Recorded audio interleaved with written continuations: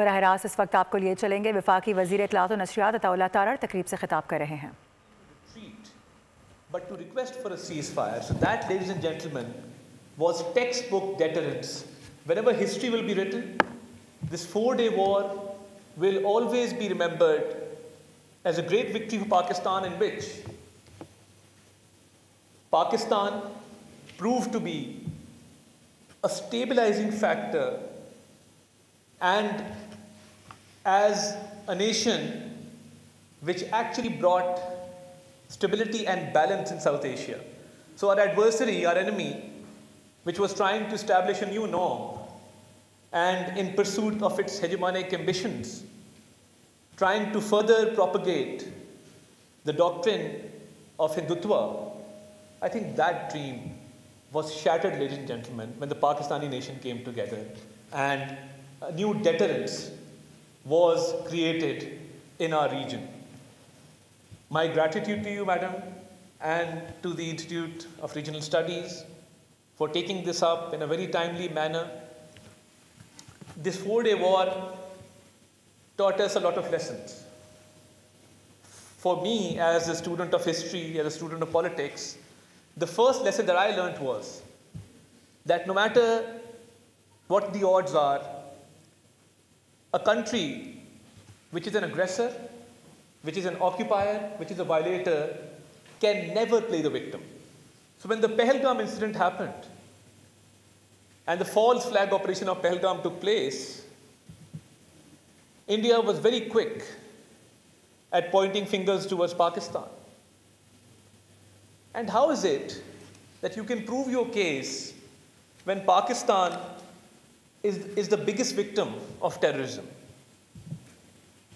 What I'm trying to say is that the very policy of New Delhi has inherent contradictions.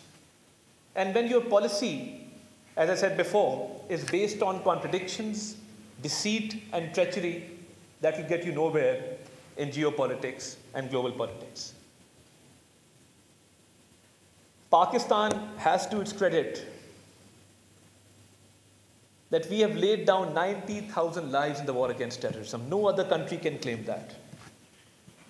We've suffered economic losses to the tune of hundreds of billions of dollars, which no other nation can claim. So when the Pahalgam incident happened, our diplomatic masterstroke was that we offered an impartial and a fair investigation into the Pahalgam incident, therefore proving that our hands were clean. And I often say this, that had it not been for Pakistan, because we act as a shield between the terrorists and the rest of the world. When one Pakistani soldier, one Pakistani officer, one Pakistani citizen lays down his or her life for this motherland, it makes Pakistan a safer place, yes, but it also makes the world a safer place. So it's my firm belief that we, being the victims of terrorism, and why is it that the Pahalgam incident, on which Pakistan expressed concern, why was New Delhi reluctant on condemning or even expressing concern on the Jafar Express attack, one of the most heinous hijackings to have taken place in recent history? As I said, a country which is an aggressor, a violator, and which has hegemonic ambitions can never play victim, because the facts are against this very notion. Pakistan has always been desirous of peace, but ladies and gentlemen, whenever put to the test, thanks to our valiant armed forces, we've passed with flying colors. And I would also like to refer, in creating this new norm, now, as we saw day before yesterday, that now they're trying to politicize the sport of cricket. That is just a failed attempt in saving oneself from embarrassment, because we proved our military dominance, we shot down 6 planes in defense, and then we responded, after which India was compelled to request for a ceasefire. Now they're bringing politics to the sports grounds, and a nation which is morally bankrupt and a nation which has no values will always resort to this kind of theatrics on the sports field when you can't win in the military field.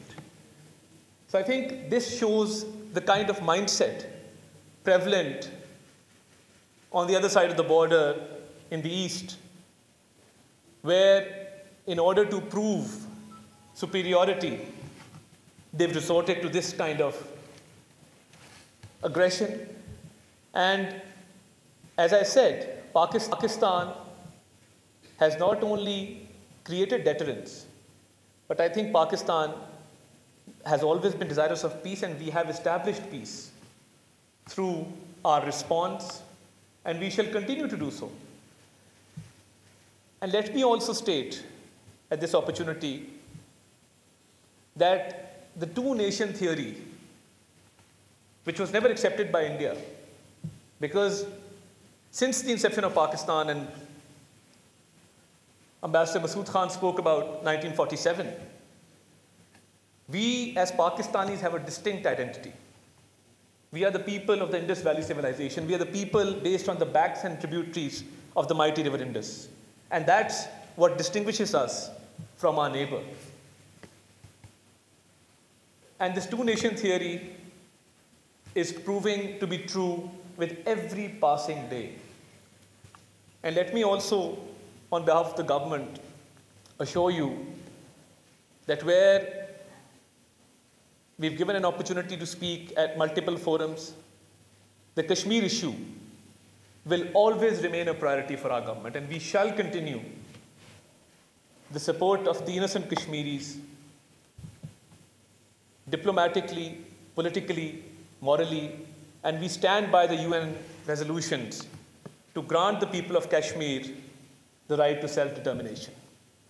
And I think after the 4-day war, the Kashmir issue has again been recognized as an international dispute, and it has now been highlighted in a manner which is much more robust than before.